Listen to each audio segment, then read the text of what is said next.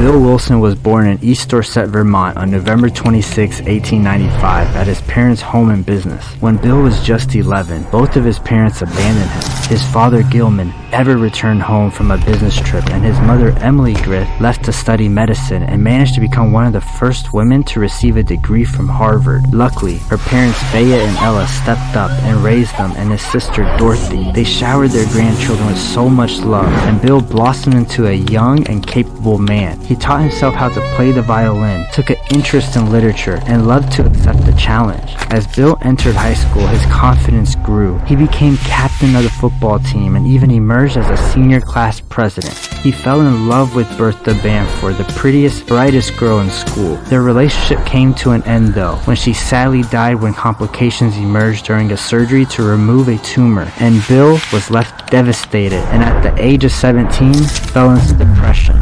A year later, Bill would be introduced to his future wife, Lois Burnham, while sailing on Vermont's Emerald Lake. She was the daughter of a respected physician, and she helped pull Bill out of depression, which led to Bill enrolling in Norwich University, a military college known as the West Point of New England. During his second semester, he fell back into depression and anxiety. The following year, he re-enrolled and came back focused on engineering, which prepared him for the coming war. Bill and his classmates were called for duty before they could graduate. They joined the U.S. Army Coast Artillery Corps in 1917 in Plattsburgh, New York, where he displayed leadership, which led him to additional training in Monroe, Virginia, and the ranking of second lieutenant. In January of 1918, he would marry Lois in a lovely ceremony in her family's Swedenborgian church.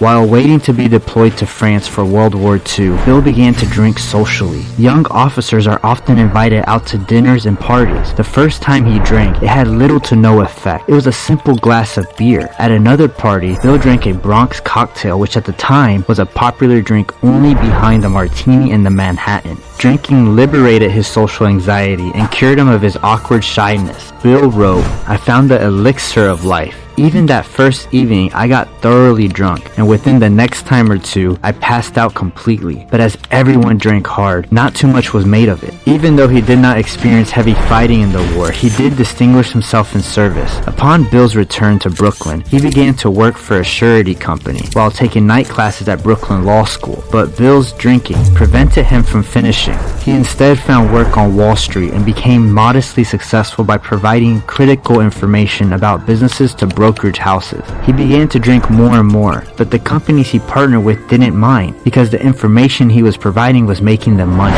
By the end of the 1920s, his drinking had gotten so bad that his business partners and wife could no longer tolerate it. Luce had hoped that keeping Bill busy traveling and evaluating companies together would tame his drinking, but it didn't. And when the market crashed, signaled the beginning of the Great Depression, everything unraveled.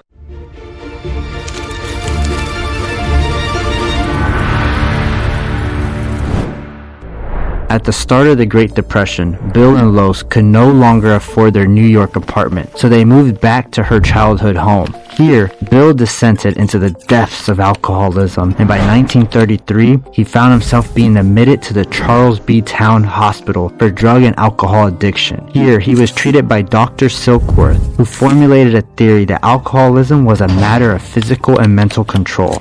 Bill became hopeful because his problem was seen as a medical one, but to no avail, because he was eventually told that alcoholism would be the death of him. In November of 1934, Bill was visited by Ebby Thatcher, an old drinking buddy. He was expecting to spend the day drinking and reliving the good old times, but was dumbfounded to learn that his friend managed to stay sober for several weeks. Ebby accredited this feat to the guidance provided by the Christian Oxford group. Bill's interest peaked, but soon after found himself back at rehab. But this would be the last time, because while he underwent treatment, he experienced a spiritual awakening. The treatment that triggered the spiritual awakening was the belladonna cure. At the time, this cure was considered cutting edge and was beginning to be used to treat patients who suffered from addiction. But use of this treatment treatment was discovered later to cause strange and even transcendent experiences. While Bill was lying in bed depressed and despaired, he cried out, "I'll do anything, anything at all. If there be a God, let him show himself." Bill never drank again. Dr. Silkworth told Bill, "Something has happened to you. I don't understand, but you had better hang on to it."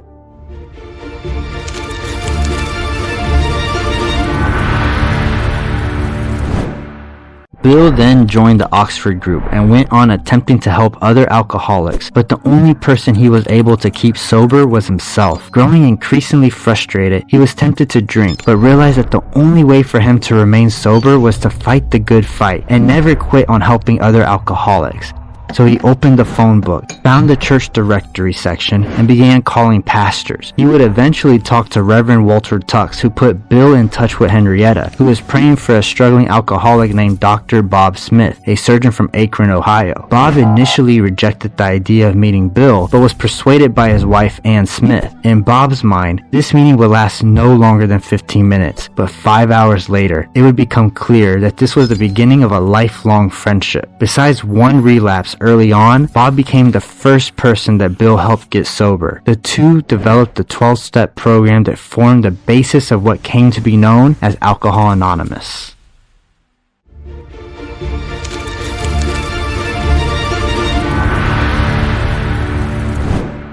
Bill stayed 3 months in Akron, Ohio to work with Bob to help as many people get sober as possible. June 10th, 1935 became a day widely recognized as Founders Day. By 1938, after helping 100 alcoholics in Akron and New York find sobriety, Bill and his leaders set out on publishing a book. The book was given the name Alcoholics Anonymous and outlined the 12 steps that included a list of activities for spiritual growth. They emphasized the importance of admitting powerlessness over alcohol, seeking help from a higher power, and helping others who are struggling with addiction. With the help of Hank Parkhurst, a businessman and reformed alcoholic, they made sure to not alienate people who may subscribe to other beliefs. In 1955, at the AA General Service Conference, Bill, at the age of 60, handed the reins of the now matured organization to an elected board. Bill would continue to be active through the organization until he passed away at the age of 75. But even after death, the impact of his work lives on.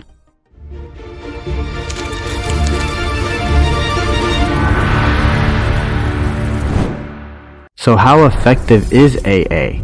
Depending how close to home the problem of alcohol has struck you, you may be surprised to learn that AA is not helpful for most people. In fact, AA works for about 1/3 of people for just the first year. If AA isn't the answer, your family doctors know better, as they are often unfamiliar with the signs, symptoms, and best treatment options for patients dealing with addiction. Severe alcoholics risk seizures if they do not get alcohol. Yet, nearly all alcoholics will be pressured to join AA, which adds to the intense experience people report having. It's common to hear people say, "You aren't being humble enough. You think you're smarter than this program." Coupled with the fact that roughly 40% of alcoholics reportedly suffer from one or more mental disorders, it becomes apparent that this course of action may cause more harm than good. An alcoholic suffering from mental disorders can feel such intense shame that it actually leads them to further alienating themselves or even dying via suicide.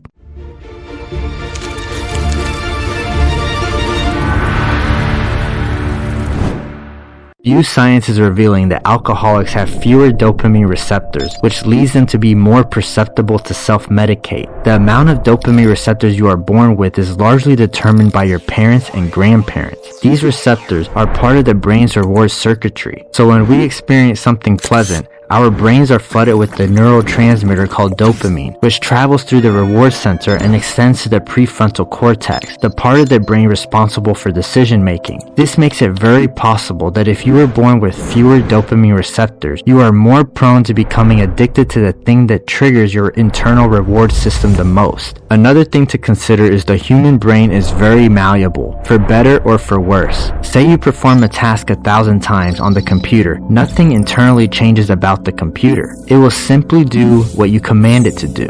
Nothing about how the computer works will change, but if the brain does something 1,000 times, the brain itself adapts and changes. So the thousands of times an alcoholic took a sip of alcohol actually altered or programmed the brain to do that task faster and easier the next time.